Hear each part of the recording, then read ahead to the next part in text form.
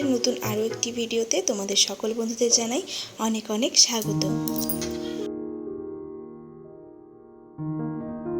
যেদিন ভিডিওটি বানাচ্ছিলাম সেদিন ছিল সোমবার মনেই বাবা ভোলেনাথের দিন। বিশেষ করে এই শ্রাবণ মাসে তো প্রতিটা সোমবারে আমি যথাসাধ্যভাবে ভোলানাথের পুজো করছি, বাড়িতেই করছি। প্রথম সোমবারটা মন্দিরে গিয়ে পুজো করে এসেছিলাম, পরের দুটো সোমবার বাড়িতেই পুজো করে নিয়েছি। আজকে হচ্ছে তৃতীয় সোমবারের পুজো এবং ইচ্ছে আছে চতুর্থ সোমবারের পুজোটাও আবার মন্দিরে গিয়ে বাবার মাথায় জল ঢেলে আসবো। দেখি কতটা কি করতে পারি আর কি। বাবা ভোলেনাথ যদি কৃপা করেন তাহলে আশা করি এই শ্রাবণ মাসের প্রতিটা সোমবারই আমি ভক্তি ভরে বাবার মাথায় জল ঢালতে পারবো, সে বাড়িতে হোক কিংবা মন্দিরে গিয়ে।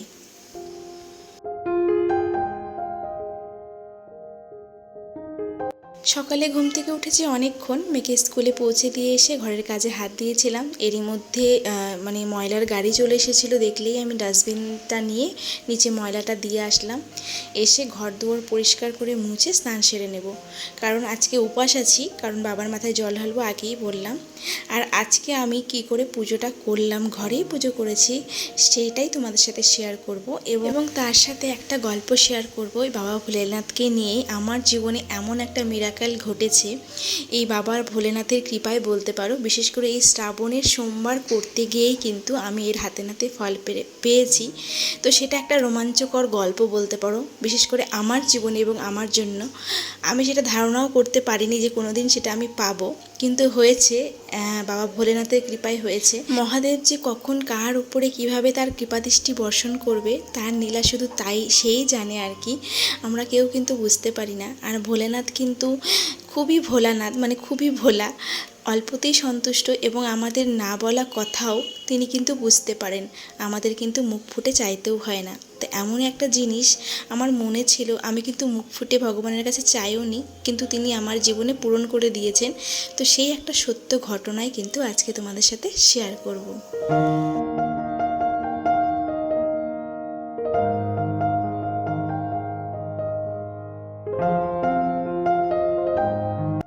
আর এই শ্রাবণ মাসে আমি প্রতিটা এই সোমবারের জন্য অপেক্ষা করে থাকি যে কবে এই সোমবারটা আসবে, আমি শান্তি করে ভোলানাথের পুজো করব। আর জানো তো প্রতি বছর শ্রাবণ মাসের একটা সোমবার আমি মেয়েকে নিয়ে মন্দিরে যাই, চেষ্টা করি ওকে দিয়েও বাবার মাথায় জল ঢালানোর। কারণ একটা সোমবার হয়তো ওর স্কুলটা বন্ধ পড়ে যায়, কিংবা হয়তো সেদিন কোনো কারণবশত স্কুলটা তাড়াতাড়ি ছুটি দিয়ে দেয়, তো একদিন যাওয়া যায়। কিন্তু এই বছর শ্রাবণ মাসে একটা দিন সোমবারেও স্কুলটা ছুটি পড়েনি কিংবা তাড়াতাড়ি ছুটি হয়নি, সেই কারণে ওকে দিয়ে আর কি মন্দিরে গিয়ে পুজোটা করা হলো না। যদি এই কটা সোমবারের মধ্যে একটা সোমবারও পেতাম তাহলে অবশ্যই মেয়েকে সাথে নিয়ে যেতাম। ইচ্ছে আছে শেষ সোমবারটা মেয়েকে নিয়ে মন্দিরে যাওয়ার, যদি স্কুলও তাড়াতাড়ি ছুটি হয় কিংবা ছুটি থাকে। জানি না কতটা কি হবে, না হলে ওকে বাড়িতেই বলি যে বাবার মাথায় জল অভিষেক করে দাও। হাজব্যান্ডকে নিয়ে প্রথম সোমবারে গিয়ে কিন্তু মন্দিরে পুজো করে এসেছিলাম।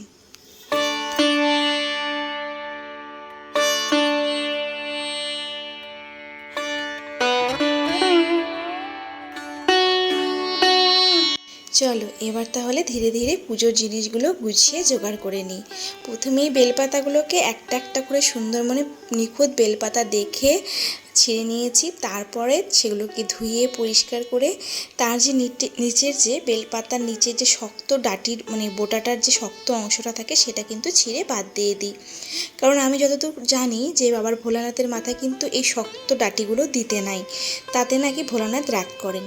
তো চলো এদিকে পুজোর থালাটা যা যা উপকরণ দিয়ে বাবাকে অভিষেক করাবো সেটা সুন্দর করে সাজিয়ে নিচ্ছি।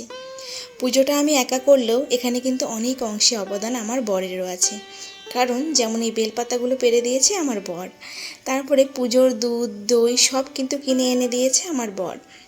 জানো তো, আমি মনে করি পুজোটা তুমি করছো, কিন্তু তার সাথেও যারা এই পুজোর সামগ্রী তোমাকে জোগাড় করতে সাহায্য করে তাদেরও কিন্তু অনেকটা অবদান পুজোতে থাকে।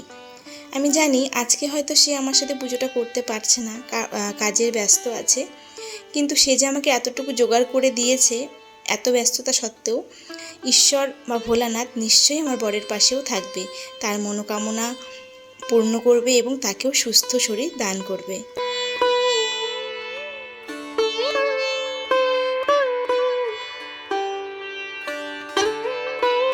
আর আজকে যে অলৌকিক ঘটনার কথা তোমাদের সাথে শেয়ার করব সেটাও কিন্তু আমার হাজব্যান্ডকে জড়িয়েই। মানে আমার বিয়ের আগে তোমরা তো অনেকেই জানো যে আমাদের প্রেম করে বিয়ে, মানে আমাদের লাভ ম্যারেজ। তো বিয়ের আগের থেকেই তো আমার হাজব্যান্ডের সাথে আমার দেখাশোনা কথাবার্তা সব কিছুই হতো। তো বিয়ের আগের 1 কি 2 বছর আগের কথা বলছি। এক শ্রাবণ মাসের সোমবারে এই পুজো করতে গিয়েই কিন্তু মিরাকেল ঘটেছে বলতে পারো। মানে হ্যাঁ, এই বাবার ভোলানাথের কৃপাতেই আমি মনে করি যে আমি আমার হাজব্যান্ডকে স্বামীরূপে পেয়েছি, বা তার কপালে আমি স্ত্রী রূপে মানে তার ভাগ্যে এসেছি বলতে পারো। এটা পুরোটাই বাবার কৃপা। সত্যি কথা বলতে আমার হাজব্যান্ডও কিন্তু এই কথাটা জানতো না, কিন্তু ওকে যখন আমি এই কথাটা এবার বলেছি যে জানো তো, তোমার কি মনে আছে এই ঘটনাটা ঘটেছিল, ও তো জাস্ট অবাক হয়ে যায় আমার কথাটা শুনি। এবং ও রিপ্লাই আমাকে যেই কথাগুলো বলে সেই কথাগুলো না হয় আমি অন্য আরেক দিন বলবো তোমাদেরকে, সেই কথাগুলো শুনলে হয়তো তোমরা হাসবে। আজ না হয় সেই কথাটাই বলি যে কী এমন ঘটেছিল আমাদের সাথে। বিয়ের আগে থেকেই দেখতাম আমার হাজব্যান্ড তেমন একটা ঠাকুর বিশ্বাসী নয়, বিশ্বাসী বলবো না, বিশ্বাস করতো। কিন্তু অনেক ছেলেরাই দেখবে খুব ঠাকুর দেবতা মানে, বজরংবলীকে মানে, এগুলো পুজো পাঠ করে। আমার হাজব্যান্ড কিন্তু মনে মনে ঠাকুরের উপরে বিশ্বাস থাকলেও তেমন কোনো পুজো আর্চার দিকে তার মন ছিল না। ঠিক আছে, তাকে প্রণাম করতে বললেও হয়তো তাকে বলতে হতো ঠাকুরের কাছে প্রণাম করেছো, এখনও বলতে হয়। এখনও যে সে খুব একটা মানে এই সমস্ত দিকে আগ্রহী তা নয়, কিন্তু হ্যাঁ, ভক্তিটা মনে বরাবরই আছে। আর আমি কিন্তু ছোটোবেলা থেকেই ঠাকুর দেবতার প্রতি ভীষণ বিশ্বাসী, বিশেষ করে বাবা ভোলেনাথের প্রতি আমার একদম ছোটোবেলা থেকেই মানে একটা বিশ্বাস বলো, ভালোবাসা বলো, তার প্রতি আমার একদম ছোটোবেলা থেকেই, জানি না কেন।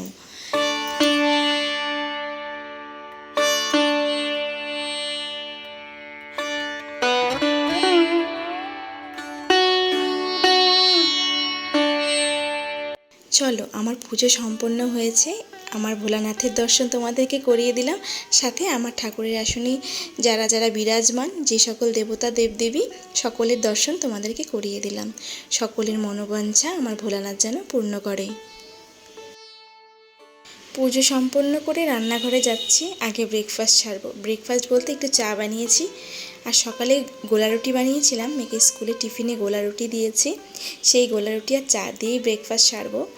আর এই দেখো, গোলা রুটিটা আজকে বানাতে গিয়ে না পুড়ে গেছে। আজকে ভোলানাথ চাইছে তার শিষ্য যেন বা তার সন্তান যেন এই পোড়া রুটিই খায়। তো যাই হোক, পুজোর নেশায় বলতে পারো বা সংসার করার নেশায় বলতে পারো, এই পোড়া রুটিও এখন আমার অমৃত মনে হবে। মনে হবে না যে পোড়া রুটি খাচ্ছি, মনে হচ্ছে যেন আমি রাজভোগ খাচ্ছি। সবটাই বাবা ভোলানাথের কৃপা আর মা লক্ষ্মীর দান বলতে পারো। মনে যদি শান্তি থাকে, ইচ্ছে থাকে, পজিটিভ এনার্জি থাকে, তাহলে দেখবে সব কিছুই কেমন যেন ভালো লাগে, তাই না? কোনো কিছুর মধ্যে কিন্তু নেগেটিভিটি তখন আসে না। এই যে একটা সামান্য জিনিসকেও কিন্তু অসামান্য বলে মনে হয়।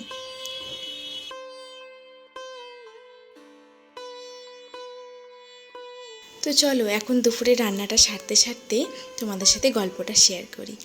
তো সেমনই এক সোমবার, শ্রাবণ মাসের সোমবার, সেদিন মনে আছে তিথিটা খুব ভালো ছিল, অমাবস্যা ছিল। আমি বাবার মাথায় জল ঢালতে যাব। আমি আগের থেকেই শ্রাবণ মাসের একটা সোমবার হলেও উপোস করে পুজো দিতাম। তো আমি যাব মার্কেটের, আমাদের যে বিধান মার্কেট আছে সেই মন্দিরে পুজো দিতে। তো আমার হাজব্যান্ড বলল, তুমি যাচ্ছ কোথায়, তোমার সাথে আমি দেখা করব। তো আমি বললাম যে আজকে আমার দেখা করার সময় নেই, আমি তো যাচ্ছি, এরকম সকালবেলা ফোন হলো। তো বললো ঠিক আছে, তাহলে আমি মার্কেটে মন্দিরেই আসছি তোমার সাথে। তা আমি তখন ভাবলাম, তুমি যখন মন্দিরে আসবেই আমার সাথে দেখা করতে, তাহলে একটা কাজ করো, তুমি উপোস করে আসো। মানে ও বললো শুধু চা খেয়েছিল। আমি বললাম তাহলে স্নান করে চলে আসো, একসাথে দুজনে মিলে বাবার মাথায় জল ঢালবো। এই কথা শুনে ও রাজি হয়ে গেল। ও কিন্তু সহজে রাজি হওয়ার মানুষ নয়, কিন্তু তখন একটা অন্যরকম ব্যাপার ছিল বলতে পারো। ও কিন্তু আমার সাথে দেখা করতে আসবে, সেটাই কিন্তু ওর মেন উদ্দেশ্য। ও যে বাবা ভোলানাথের মাথায় জল ঢালতে আসবে সেটা কিন্তু ওর কাছে মেন উদ্দেশ্য ছিল না, কারণ সেটা ও নিজেও জানে এবং আমিও জানতাম। তবুও আমার কেন জানি না মনে হলো যে সুযোগ যখন আছে, চলো, ও যখন আসবে তাহলে ওই বা কেন বাইরে দাঁড়িয়ে আমার জন্য অপেক্ষা করবে। তো রীতিমতন দুজনে গেলাম। আমি ঠাকুরের মাথায় জল ঢালবো সেই ঘটিটা নিতে ভুলে গেছিলাম। ও আমাকে বিধান মার্কেট থেকে একটা স্টিলের গ্লাস কিনে দিল। স্টিলের গ্লাসে করে আমি ভোলানাথের মাথায়, বিধান মার্কেটে যে মা ভবানী কালী মন্দির আছে সেই কালী মন্দিরে গিয়ে দুজনে আমরা জলাভিষেক করি, বাবার মাথায় ভক্তি ভরে পুজো করি। সত্যি কথা বলতে সেদিন দুজন দুজনকে ভালোবাসতাম, প্রেম করতাম ঠিকই, কিন্তু আমি আমারটা বলছি, ওরটা তো আর আমি জানি না। তো আমি আমারটা বলছি, আমি কিন্তু কোনোদিনও বাবার মাথায় জল ঢালতে ঢালতে বলিনি যে আমি যেন আমার বরকে স্বামীরূপে পাই। আমি সবটাই তার উপরে ছেড়ে দিয়েছিলাম। আমার পুজো করতে ইচ্ছে করেছে, আমি পুজো করেছি, কিন্তু আমি চাইনি। কিন্তু হ্যাঁ, সত্যি কথা বলতে তাকে আমি মন দিয়ে প্রাণ দিয়ে ভালোবাসতাম। আমি এতটুকু জানি, আমার কপালে যদি সে থাকে, ভগবান যদি নিশ্চিত করে রেখেছে, তাহলে আমি ঠিকই পাবো। সত্যি কথা বলতে জানি না ভোলানাথ কী করে আমার মনের কথা বুঝে নিয়েছিল, এবং সত্যি করে আমার যেই বিয়েটা হওয়ার কোনো কথাই নয়। এখন হয়তো তোমরা বলবে যে তোমরা একে অপরকে ভালোবাসতে, তাহলে বিয়ে হওয়ার কেন কথা নয়? সেই গল্পটা আমি অন্যদিন বলবো, কী কারণ। তো যাই হোক, সেই অসাধ্য সত্যি হয়ে গেছে। অসাধ্য কী করে সাধন হয়ে যায়, সত্যি হয়ে যায়, সেটা আমি বুঝতে পেরেছি। কিন্তু হ্যাঁ, আমি তখন বুঝতে পারিনি। আজ যখন এরকম যখন শ্রাবণ মাস আসে, সোমবারে যখন আমি আমার বরের সাথে মন্দিরে পুজো করতে যাই, ঠিক ওই দিনটার কথা আমার মনে পড়ে, এবং আমি ভাবি কিছু তো ঐশ্বরিক শক্তি বলে কিছু আছে নিশ্চয়ই, না হলে আমার মনের কথা কী করেই বা ভগবান বুঝলো। এবং সত্যি যে জিনিসটা হওয়ার ছিল না, আমি পুরোটাই আশা ছেড়ে দিয়েছিলাম যে দেখা যাবে শেষ পর্যন্ত কী হয়। সেটাই বা কী করে কোনো বাধা বিঘ্ন ছাড়াই যে আমাদের বিবাহটা সম্পন্ন হলো, সেটা ভাবতে সত্যি আজকেও অবাক লাগে। তো যাই হোক, হয়েছে, এটা ভগবানের অশেষ কৃপা। আমি একটা কথাই তোমাদেরকে বলবো, যারা যারা বাবা ভোলেনাথের পুজো করো, অনেকেই করো, বাবা ভোলেনাথকে মুখ ফুটে কিছু বলতে হয় না, জানো তো। তোমার মনের কথা উনি নিজে থেকেই বুঝে নেন, যেটা আমি নিজে হাতে নাতে ফল পেয়েছি।